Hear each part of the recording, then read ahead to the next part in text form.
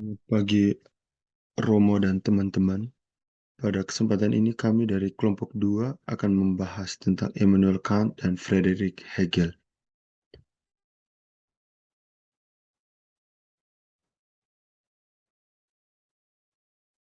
Pertama kita akan melihat tentang Immanuel Kant. Riwayat hidup Immanuel Kant. Immanuel Kant adalah seorang filsuf yang terlahir dari keluarga yang sangat sederhana. Ia lahir di Jerman, tepatnya di wilayah Königsberg, Prusia Timur, pada tanggal 22 April tahun 1724. Kant diasuh dalam suasana keluarga yang mempunyai penghormatan tertinggi terhadap kehidupan agamanya. Maka tidak heran jika Kant terkesan agamis dan patuh dalam menjalankan agamanya. Dalam usia 18 tahun, Kant masuk di Universitas Königsberg. Perjalanan kuliah Kant dibantu oleh pihak gereja pietis lokal karena Kant memiliki masalah dalam urusan keuangan. Kant meraih gelar doktor di tahun 1755 dalam usia 31 tahun. Meski dibilang sedikit telat memperoleh gelar tersebut, namun Kant begitu banyak menguasai berbagai bidang dan ilmu seperti fisika, metafisika, filsafat, matematika, dan teologi. Pada tahun 1770 di Universitas Königsberg hingga kemudian ia menerbitkan karyanya yang berjudul The Critique of Pure Reason, pembahasan mengenai akal budi murni. Oleh karena itu, tidak heran jika Kant masuk dalam filsuf barat yang tercantum dalam sejarah filsafat. Beberapa karya Kant yang lain juga terbit seperti The Critique of Practical Reason, pembahasan mengenai akal budi praktis, Critique of Judgment, pembahasan mengenai teologi Tuhan, dan terbukti memiliki pengaruh pada saat itu. Pada tahun 1796, kesehatan Kant mulai menurun. Ia mengalami gangguan kesehatan hingga ia menjadi sering sakit-sakitan. Hingga pada akhirnya, di tahun 1804, tanggal 12 Februari, Kant meninggal dunia dalam usia 80 tahun. Berikut kita melihat karya-karya Immanuel Kant. Adapun beberapa karya Kant yang penting adalah Kritik atas Akal Budi Murni, yang kemudian direvisi pada tahun 1787, Pengantar Metafisika Masa Depan, Pendasaran Metafisika Kesusilaan, Kritik atas Akal Budi Praktis, Kritik atas Daya Pertimbangan, Pembahasan mengenai Teologi Tuhan, Agama di dalam Batas Budi Melulu, Menuju Perdamaian Abadi, Metafisika Kesusilaan, dan terakhir Antropologi dalam Sudut Pandang Pragmatis. Kita coba melihat tentang kritik atas akal budi murni. Dalam karya ini, kritisisme Kant dianggap dapat mendamaikan rasionalisme dan empirisme, di mana dalam menentukan kebenaran tidak cukup hanya menggunakan nalar logis saja.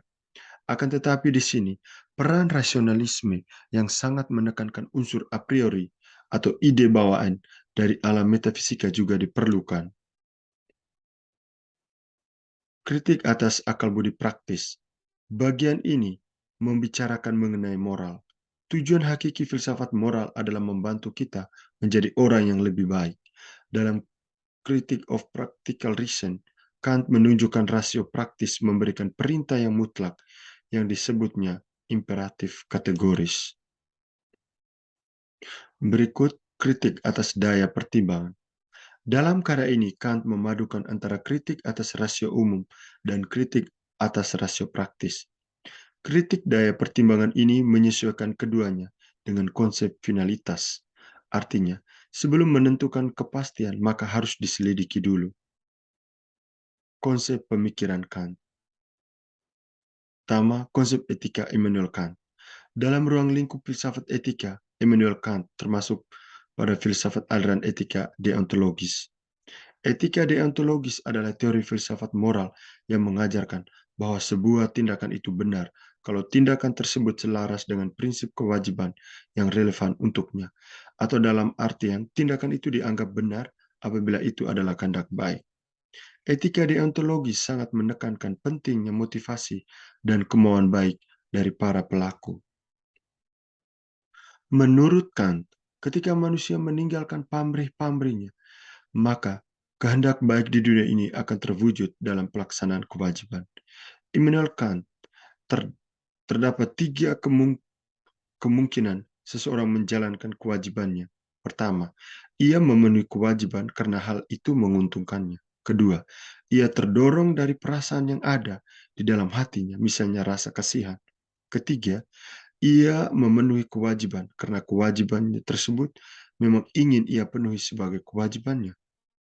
Tindakan terakhir inilah yang menurut Kant merupakan tindakan yang mencapai moralitas, dan melakukan kewajiban bagi Kant merupakan norma berbuat baik. Maksud moralitas menurut Kant adalah kesesuaian sikap dan perbuatan kita dengan norma atau hukum batinia kita, yakni apa yang kita pandang sebagai kewajiban. Maka kewajiban di sini ditekankan oleh Kant sebagai nilai moral pada tindakan seseorang. Orang bermoral tidak melakukan apapun yang semata karena dia ingin melakukannya.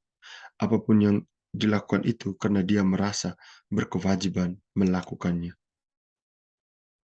Berikut kita melihat tentang konsep kebaikan tertinggi atau summum bonum.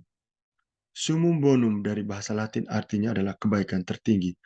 Maksud dari kebaikan tertinggi ialah di mana kebaikan yang dinilai puncak, terunggul, dan kebaikan akhir dalam kehidupan manusia yang deminya segala sesuatu dilakukan. Sesuatu tersebut dinilai atau dikehendaki sebagai pengalaman atau objek yang sangat diinginkan dan yang dicari-cari.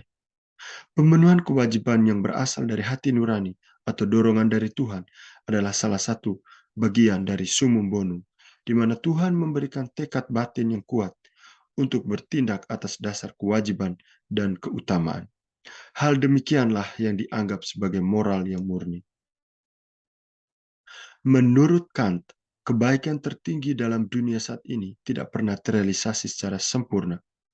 Oleh karena itu, wajib bagi manusia untuk merealisasikan tujuan tersebut, karena itu merupakan perbuatan moral. Menurut Kant, tentang kebaikan tertinggi merupakan tujuan beliau yang ingin merefleksikan implikasi dan rumusannya yang secara jelas mengenai ide tentang hukum alam. Paling tidak untuk pengalaman moralnya, karena jika seseorang tersebut memahami hukum dan kodrat alam yang tidak bisa dirubah, maka itu berarti seseorang tersebut telah menjadikan eksistensi Tuhan sebagai jiwa untuk bertindak. Berikut kita melihat tiga postulat yang berhubungan dengan kebahagiaan sempurna. Pertama, kebebasan kehendak. Ide kebebasan menurut Kant dibangun secara praktis di atas hukum moral. Manusia mempunyai kewajiban-kewajiban moral, dan oleh sebab itu manusia mesti bebas untuk memenuhi kewajibannya. Kedua, imoralitas jiwa. Imoralitas jiwa menyatakan bahwa kebahagiaan tertinggi manusia tidak mungkin dicapai di dunia ini, dan keberadaan Tuhan yang menjamin bahwa pelaksanaan kewajiban moral akan merasakan ganjarannya di kemudian hari berupa kebahagiaan sejati. Tiga, Tuhan. Artinya, ketika seseorang dapat memiliki ide tentang Tuhannya, itu artinya ia memikirkan hubungan Tuhan dengan dunia. Karena pada dasarnya, tujuan moral merupakan untuk kebaikan tertinggi, dan kebaikan tertinggi hanya bisa dicapai dengan adanya perintah Tuhan dalam hal baik.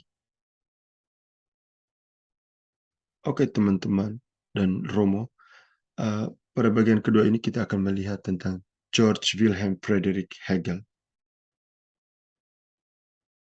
Biografi tokoh. Nama lengkap Hegel adalah George Wilhelm Friedrich Hegel. Ia lahir di Stuttgart, Jerman pada tahun 1770. Pendidikan filsafat dan teologinya diperoleh dari Universitas Tübingen. Hegel adalah filosof idealis berlatar belakang teolog, dan pada dirinya terpadu dua struktur bangunan intelektual, teologi, dan idealisme. Pada tahun 1799 dia bekerja dengan Schelling di Jena. Kemudian pada tahun 1818 ia menjadi profesor di Heidelberg dan terlahir di Berlin. Kemudian dia meninggal pada tahun 1831 kena penyakit kolera. Karya tulis Hegel. Yang pertama, The Phenomenology of the Mind or of Spirit pada tahun 1807. Yang kedua, Encyclopedia of the Philosophical Sciences pada tahun 1817. Tiga, A Groundwork of the Philosophy of Right tahun 1821. Lalu Science of Logic tahun 1831. Dan masih banyak lagi karya Hegel lainnya. Berikut kita akan melihat tentang konsep pemikiran Hegel. Rasionalisme. Hegel sangat mementingkan rasio, tetapi yang dimaksudkan bukan saja rasio pada manusia perorangan, tetapi juga dan terutama rasio pada subjek absolut. Karena Hegel pun menerima prinsip idealistis bahwa realitas seluruhnya harus disetarakan dengan suatu subjek. Suatu dalil Hegel yang terkenal berbunyi, semua yang real bersifat rasional dan semua yang rasional bersifat real. Berikut dialektik. Dialektik adalah metode yang digunakan Hegel untuk menguraikan filsafatnya, atau dengan lebih tepat, dapat dikatakan bahwa dalam realitas berlangsunglah suatu dialektik. Proses dialektik menurut Hegel adalah dua hal yang dipertentangkan, lalu didamaikan, atau biasa dikenal dengan tesis, pengiyaan, antitesis, pengingkaran, dan sintesis kesatuan yang kontradiksi. Dengan metode dialektika ini, Hegel melakukan sintesis antara filsafat idealisme subjektif dengan filsafat idealisme objektif, menjadi filsafat idealisme mutlak. Berikut ruh. Filsafat ruh dibagi menjadi 3 tingkatan, yaitu dimulai dari ruh subjektif sebagai tingkatan yang terendah, memanjat ke roh objektif untuk akhirnya tiba di ruh mutlak. Di dalam ajaran tentang ruh subjektif yang masih dibalut oleh alam, tetapi yang telah berusaha melepaskan diri daripadanya. Dan di sini roh mulai berpindah dari situasi berada di luar dirinya ke dalam situasi berada bagi dirinya. Berikut tentang sejarah. Hegel memandang semua perubahan bersifat historis, dan Hegel memandang sejarah itu sebagai dialektika yang berlangsung dalam waktu. Dari tesis ke antitesis menuju sintesis, yang setiap langkahnya merupakan tahap yang lebih tinggi dalam perkembangan diri dari yang mutlak. Jadi, menurut sudut pandang Hegel, setiap generasi yang baru bisa menganggap dirinya sekaligus penghancur, pelestari, dan penyempurna kebudayaan yang ia warisi dari pendahulunya.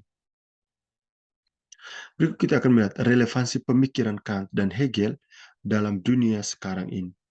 Kant menekankan hasil tidak menjadi patokan dari sebuah tindakan baik, tetapi kehendak pelaku ditentukan oleh kenyataan bahwa perbuatan itu merupakan kewajiban. Tujuan moral manusia adalah untuk kebaikan tertinggi, dan kebaikan tertinggi hanya bisa dicapai dengan adanya perintah Tuhan dalam hal baik. Maka manusia harus sadar akan kewajiban yang harus dipenuhi.